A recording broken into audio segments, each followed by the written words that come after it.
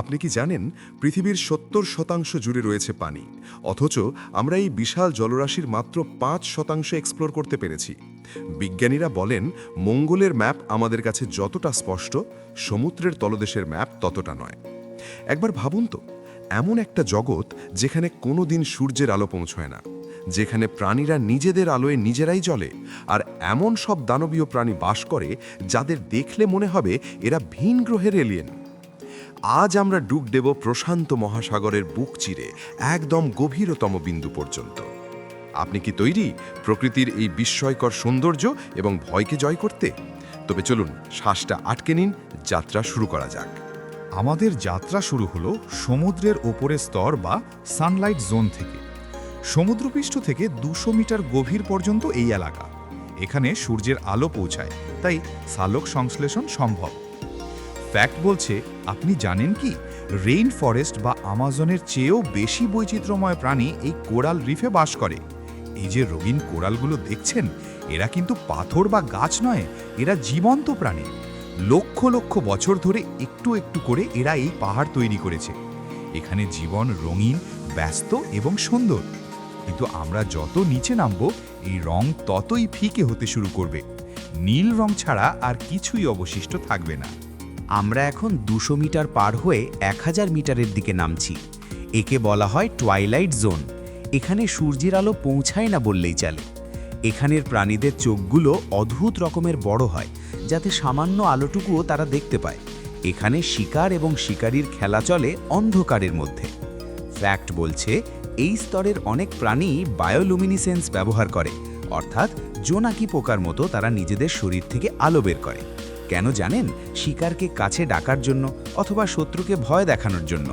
প্রকৃতির এই light show সত্যি অবিশ্বাস্য। স্বাগতম মিডনাইট জোনে। গভীরতা ১০০০ থেকে ৪০০০ মিটার।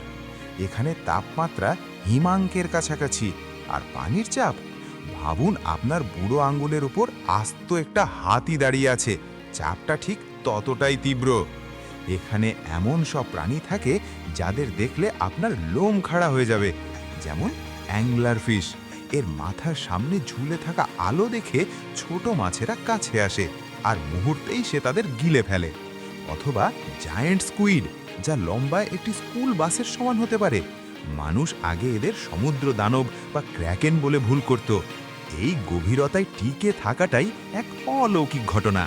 এখন আমরা প্রবেশ করছি পৃথিবীর সবচেয়ে দুর্গম স্থানে, দ্য অ্যাবিসে। আর এর থেকেও গভীরে আছে মারিয়ানা ট্রেঞ্চ।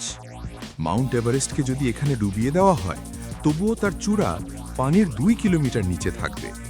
এখানে প্রাণের অস্তিত্ব থাকা অসম্ভব মনে হলেও প্রকৃতি আমাদের ভুল প্রমাণ করেছে। এখানে এমন কিছু ব্যাকটেরিয়া এবং অদ্ভুত জেলিফিশ জাতীয় প্রাণী আছে যারা বেঁচে থাকে আগ্নেয়গিরির লাভা ভ্যান্টস থেকে বের হওয়া কেমিক্যাল খেয়ে। দুঃখের বিষয় হলো, মানুষ চাঁদে পৌঁছেছে, কিন্তু সমুদ্রের এই গভীরতম বিন্দুতেও মানুষ তাদের চিহ্ন রেখে এসেছে। বিজ্ঞানীরা এখানেও প্লাস্টিক ব্যাগ খুঁজে পেয়েছেন। পৃথিবীর সবচেয়ে নির্জন জায়গাও আজ আমাদের দূষণ থেকে মুক্ত নয়। সমুদ্র কেবল পানি নয়, এটি পৃথিবীর ফুসফুস। আমরা যে অক্সিজেন গ্রহণ করি তার ৫০ থেকে ৮০% আসে এই সমুদ্র থেকে, অথচ আমরা একে আবর্জনার স্তূপ বানিয়ে ফেলছি। সমুদ্রের এই সৌন্দর্য, এই রহস্যময় জগৎ যদি আমরা ভবিষ্যৎ প্রজন্মের জন্য বাঁচিয়ে রাখতে চাই, তবে সচেতন হওয়ার সময় এখনই। আপনার কি মনে হয়, সমুদ্রের গভীরে কি এমন কোনো সভ্যতা বা প্রাণী লুকিয়ে আছে যা আমরা এখনও দেখিনি? কমেন্ট করে জানান। ভিডিওটি ভালো লাগলে লাইক দিন এবং বন্ধুদের সাথে শেয়ার করে তাদেরও এই রহস্যময় জগতের সাক্ষী করুন। দেখা হবে পরের ভিডিওতে। ততক্ষণ পর্যন্ত কৌতূহলী থাকুন।